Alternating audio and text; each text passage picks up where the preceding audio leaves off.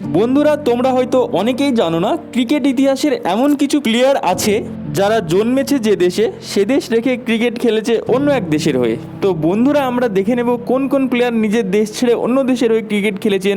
তো বন্ধুরা, চলো ভিডিওটা শুরু করা যাক।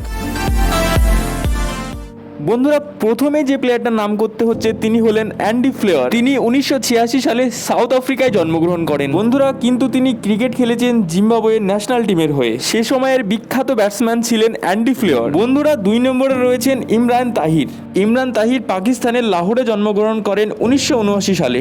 কিন্তু বন্ধুরা, এই বিখ্যাত বলার ইমরান তাহিরকে আমরা ক্রিকেট খেলতে দেখেছি দক্ষিণ আফ্রিকার হয়ে। বন্ধুরা, 3 নম্বরে যার নাম করব তার নাম হলো সিকান্দার রাজা। বন্ধুরা, সিকান্দার রাজা জন্মগ্রহণ করেন পাকিস্তানের শিয়ালকোটে 1986 সালে। কিন্তু এই বিখ্যাত অলরাউন্ডার সিকান্দার রাজাকে আমরা ক্রিকেট খেলতে দেখি জিম্বাবুয়ে দলের হয়ে।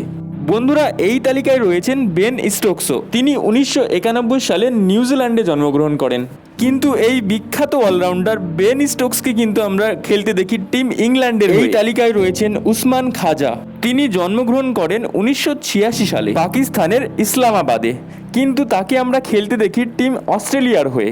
বন্ধুরা, এই তালিকায় 6 নম্বরে রয়েছেন মার্নুস লাবুশেন। মার্নুস লাবুশেন্স জন্মগ্রহণ করেন 1994 সালে সাউথ আফ্রিকায়। কিন্তু এই ব্যাটসম্যানকে আমরা ক্রিকেট খেলতে দেখেছি টিম অস্ট্রেলিয়ার হয়ে। বন্ধুরা, এরপরে রয়েছেন কেভিন পিটারসেন।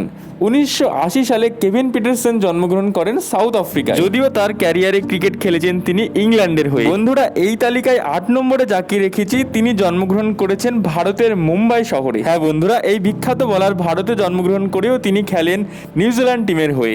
বন্ধুরা, এরা ছাড়াও অনেক প্লেয়ার রয়েছে যারা অন্য দেশের হয়ে ক্রিকেট খেলেছেন। এমন কেউ তোমার জানা থাকলে অবশ্যই কমেন্ট বক্সে জানাতে ভুলো না। ভিডিওটা এখানেই শেষ করছি। ভালো থেকো, সুস্থ থেকো, ধন্যবাদ।